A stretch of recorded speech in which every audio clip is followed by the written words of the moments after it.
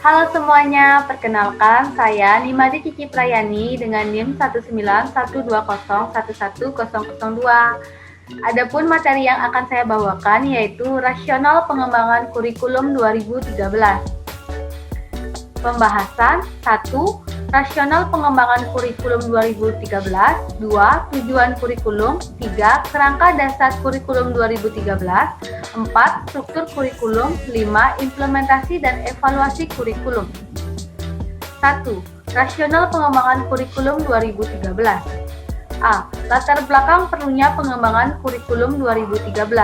Dilatar belakangi dari adanya penyelenggaraan pendidikan sebagaimana yang diamanatkan dalam Undang-Undang Nomor 20 Tahun 2003 tentang Sistem Pendidikan Nasional, diharapkan dapat mewujudkan proses berkembangnya kualitas pribadi peserta didik sebagai generasi penerus bangsa di masa depan, yang diyakini akan menjadi faktor diterima bagi tumbuh kembang bangsa dan negara Indonesia sepanjang zaman. Dari sekian banyak unsur sumber daya pendidikan, kurikulum merupakan salah satu unsur yang memberikan kontribusi yang signifikan untuk mewujudkan proses perkembangan kualitas potensi peserta didik. Jadi, tidak dapat disangka lagi bahwa kurikulum yang dikembangkan dengan berbasis pada kompetensi sangat diperlukan sebagai instrumen untuk mengarahkan peserta didik menjadi satu manusia berkualitas yang mampu proaktif menjawab tantangan zaman yang selalu berubah. 2. Manusia terdidik yang beriman dan bertakwa kepada Tuhan Yang Maha Esa, berakhlak mulia, sehat, berilmu, cakap, kreatif, dan mandiri. 3. Warga negara yang demokratis dan bertanggung jawab. B. Rasional Pengembangan Kurikulum 2013. 1. Tantangan internal terkait kondisi pendidikan dikaitkan dengan tuntunan pendidikan yang mengacu pada 8 standar nasional pendidikan. 2. Tantangan eksternal berkaitan dengan tantangan di masa depan, kompetensi yang diperlukan, persepsi masyarakat, perkembangan pengetahuan, dan pedagogi dan fenomena negatif. 3. Pendalaman dan perluasan materi. Perlu menyusun kompetensi dasar yang sesuai dengan materi yang dibutuhkan dengan cara memindahkan materi yang tidak esensial atau relevan bagi peserta didik dan mempertahankan materi yang sesuai dengan kebutuhan peserta didik. 4. Menyempurnakan pola pikir. Pendidikan yang sesuai dengan kebutuhan masa depan akan dapat terjadi apabila terjadi pergeseran dan perubahan pola pikir. 5. Penguatan tata kelola kurikulum. Untuk menjamin tercapainya kompetensi sesuai dengan yang telah ditetapkan untuk memudahkan pemantauan dan supervisi pelaksanaan pengajar dengan menyiapkan buku pengajar untuk siswa dan guru. 2. Tujuan kurikulum. Tujuan kurikulum. Dengan demikian, kurikulum 2013 adalah dirancang dengan tujuan untuk mempersiapkan insan Indonesia supaya memiliki kemampuan hidup sebagai pribadi dan warga negara beriman, produktif, kreatif, inovatif, dan afektif, serta mampu berkontribusi pada kehidupan bermasyarakat, berbangsa, bernegara, dan beradaban dunia. Kurikulum adalah instrumen pendidikan untuk dapat membawa insan Indonesia memiliki kompetensi sikap, pengetahuan, dan keterampilan, sehingga dapat menjadi pribadi dan warga negara yang produktif, kreatif, inovatif, dan afektif. 3. Kerangka dasar kurikulum 2013.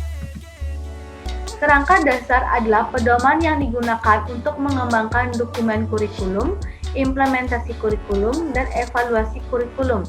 Kerangka dasar juga digunakan sebagai pedoman untuk pengembangan kurikulum tingkat nasional, daerah, dan KTSP. C. Landasan kurikulum 2013. Pertama, landasan Yudiris. Landasan Yudiris kurikulum adalah Pancasila dan Undang-Undang Dasar 1945.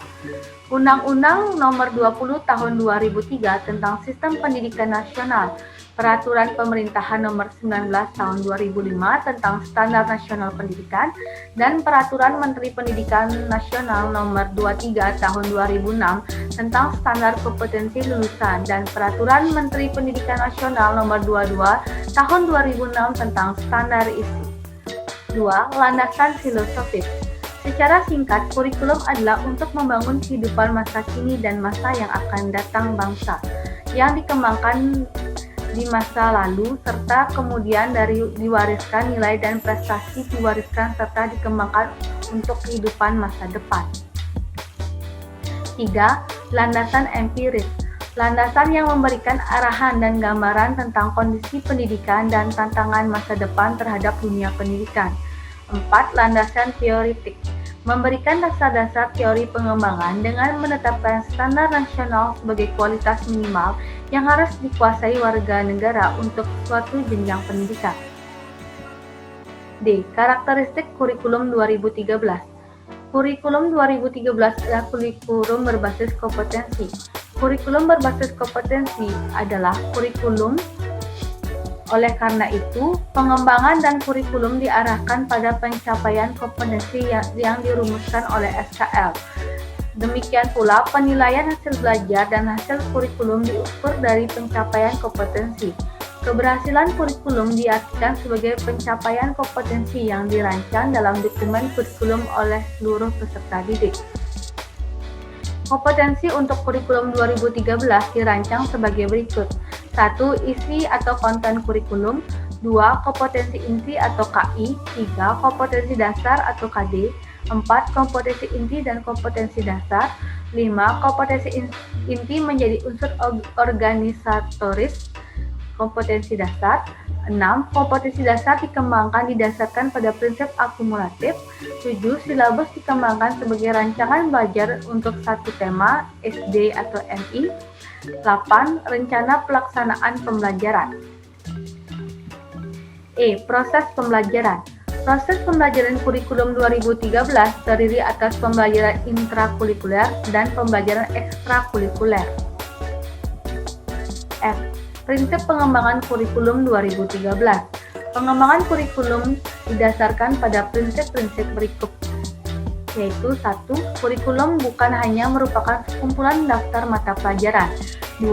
Kurikulum didasarkan pada standar kompetensi lulusan yang ditetapkan untuk satu satuan pendidikan. 3. Kurikulum didasarkan pada model kurikulum berbasis kompetensi. 4.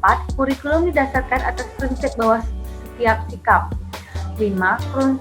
Kurikulum dikembangkan dengan memberikan kesempatan kepada peserta didik. 6. Kurikulum berpusat pada potensi, perkembangan, kebutuhan, dan kepentingan. 7. Kurikulum harus tanggap terhadap perkembangan ilmu pengetahuan, budaya, teknologi, dan seni. 8. Kurikulum harus relevan dengan kebutuhan kehidupan.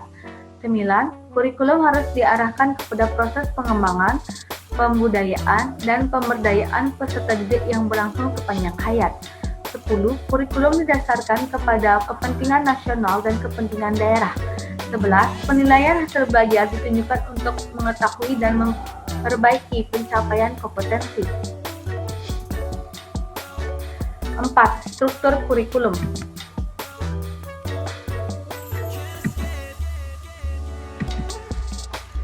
Struktur kurikulum menggambarkan konseptualisasi konten kurikulum dalam bentuk mata pelajaran. Posisi konten atau mata pelajaran dalam kurikulum, didistribusi konten atau mata pelajaran dalam semester atau tahun, beban belajar untuk mata pelajaran, dan beban belajar per minggu untuk setiap siswa. G. Struktur kurikulum SD. Beban belajar dinyatakan dalam jam pelajaran setiap minggu untuk masa belajar selama satu semester.